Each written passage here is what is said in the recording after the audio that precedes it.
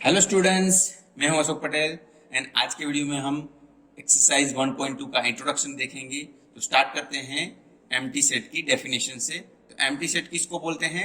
A set which does not contain any element is called empty set, और उसको null set भी बोलते हैं और वॉइड सेट भी बोलते हैं। ओके, तो इसका मीनिंग क्या हुआ कि ऐसा सेट जिसमें एक भी एलिमेंट नहीं है उसको हम बोलेंगे एम्प्टी सेट। सो इसको हम सिंबल फाई या तो उसको ब्रैकेट में कुछ भी एलिमेंट नहीं लिख के ऐसे ब्रैकेट क्लोज कर देते हैं।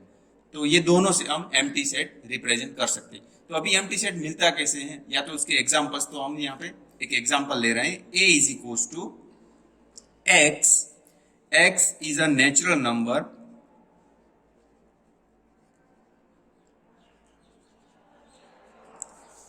एंड x जो less than 7 and x greater than 10। तो ये देखिए आप कि x एक नेचुरल नंबर है एंड x 7 से छोटा एंड साथ में 10 से बड़ा होना चाहिए। तो ये नंबर पॉसिबल है? नहीं है, क्योंकि ऐसा एक भी नंबर नहीं मिलेगा हमें कि जो 7 से छोटा हो और 10 से बड़ा हो। एक साथ ये दो चीजें नहीं हो सकती। तो इसमें ये जो है ना सेट ए, वो कैसा आएगा? फाई आएगा। दूसरा एग्जांपल हम ले लेते हैं कि x बिलोंग्स टू n 1 या तो 2 ले लो, n 3 ले लो। इसके बीच के देखो नेचुरल नंबर है एंड 2 n 3, वो दोनों के बीच में आना चाहिए। तो हमें तो पता है ना नेचुरल नंबर्स 1 2 3 इस टाइप के होते हैं।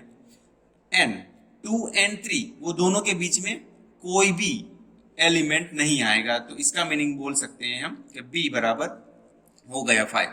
तो ये कुछ एग्जांपल्स हैं 5 के। या तो ऐसा भी एक एग्जांपल ले सकते हो रियल लाइफ के, जैसे एक स्कूल है, वो बॉयज का स्कूल है, और फिर उसमें से आप ऐसा एक सेट डिफाइन कर रहे हो कि उसमें गर्ल्स हो।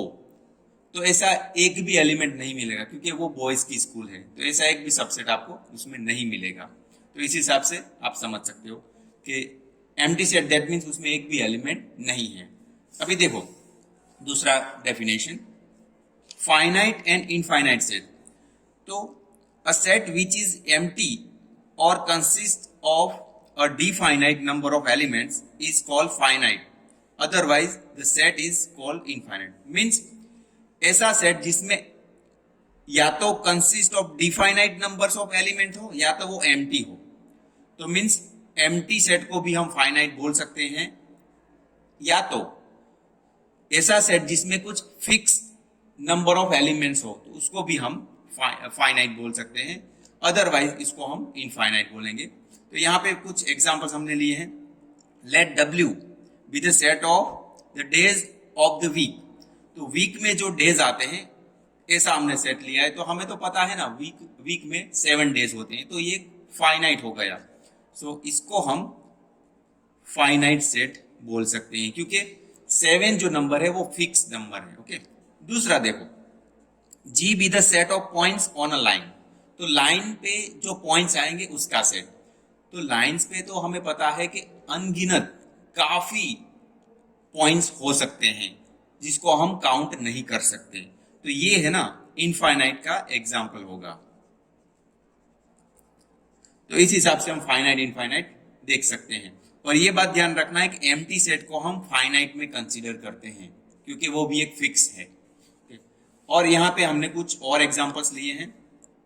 यहाँ पे एग्जाम्पल ऐसे कुछ लिया है, state which of the following sets are finite और इनफाइनाइट। तो इसमें से हमें पता लगाना है कि फाइनाइट है या इनफाइनाइट। तो फर्स्ट को हम ये जैसे सेट बिल्डर फॉर्म में दिया है ना, तो उसको हम रोस्टर फॉर्म में लिखेंगे तो पता चलेगा।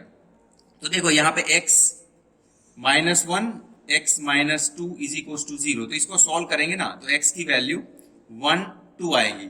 मीन्स इसको हम सेट में लिखेंगे तो 1 and 2। तो 1 and 2 ये तो फिक्स हो गया, ये कोई इनफाइनाइट या तो काउंट नहीं कर पाए ऐसा कुछ नहीं है। तो इसको हम फाइनाइट बोलेंगे। दूसरा, x belongs to n and x square is equal to 4। तो देखो x square is equal to 4, तो x की ऐसी वैल्यू जो पुट करें हम और वो भी नेचुरल नंबर में से, तो वो 4 आना चाहिए। तो वो ऐसा एक ही मिलेगा हमें नेचुरल नंबर में से, जो है 2। तो यहाँ पे हमें सेट में मिलेगा 2। तो 2 भी एक फिक्स नंबर हो गया, तो ये भी एक फाइनाइट मिलेगा। अब तीसरा देखते हैं, x belongs to n and x is odd. तो ऑड नंबर्स को हम लिखेंगे ना, तो वो तो काफी नंबर्स होते हैं ना, 1 3 5 7 ऐसे चलते जाएंगे। तो ये डॉट डॉट डॉट मीन्स ये इनफाइनाइट तक चलेंगे, तो ये कोई फिक्स नंबर नहीं हुए। तो ये कैसा सेट होगा, इनफाइनाइट सेट हम इसको बोल सकते हैं। इस हिसाब से हम फाइनाइट इनफाइनाइट लगा सकते हैं। और आगे हम देखते हैं तीसरी definition, equal sets. Two sets A and B are said to be equal if they have exactly the same elements and we write A is equals to B. Otherwise, the sets are said to be unequal and we write A does not equal to B. A not equal to B. ऐसे हम इसको read करते हैं।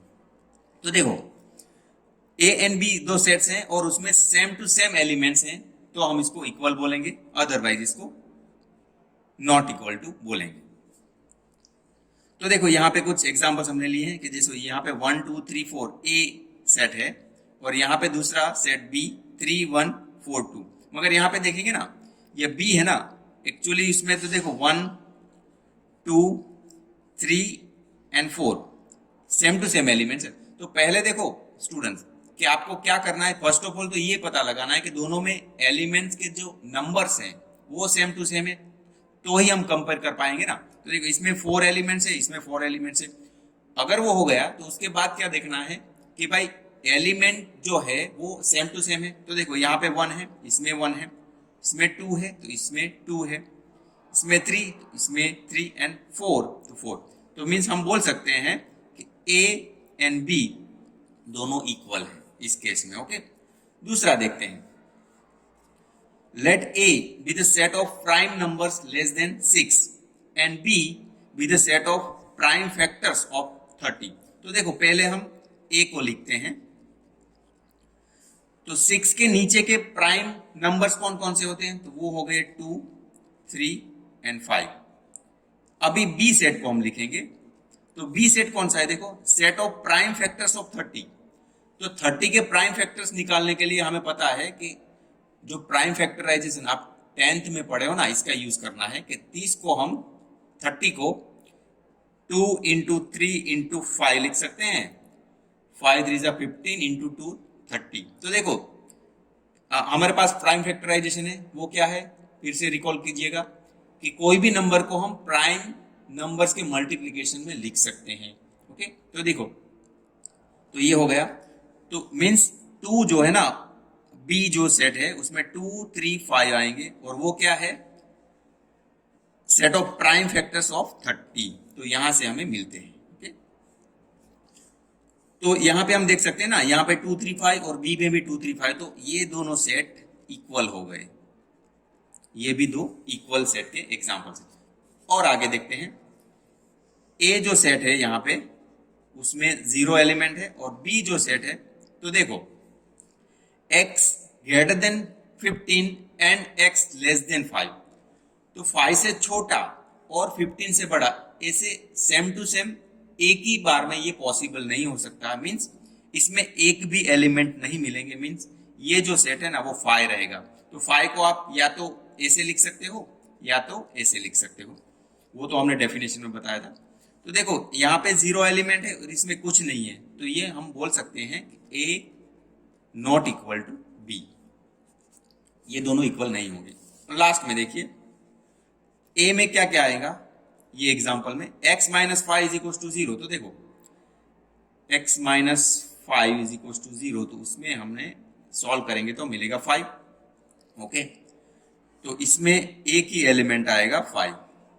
B में देख लेते हैं, x square is equal to 25। तो x की ऐसी वैल्यू जो 25 हमें स्क्वायर करने से 25 मिले, तो x की ऐसी दो वैल्यू मिल सकती है, एक तो -5 एंड 5। तो b में जो एलिमेंट्स आएंगे -5 एंड 5। सो हम बोल सकते हैं कि ए में एक ही एलिमेंट है, इसमें दो है, तो कंपेयर करने का सवाल ही पैदा नहीं होता। इसमें -5 ज्यादा है, तो ए नॉट इक्वल टू बी।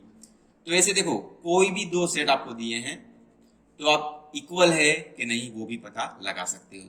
तो स्टूडेंट्स, आज का वीडियो आपको कैसा लगा वो जरूर बताइएगा, और अच्छा लगा तो लाइक शेयर एंड सब्सक्राइब कीजिएगा। धन्यवाद। नेक्स्ट वीडियो में मिलते हैं एक्सरसाइज 1.2 के साथ।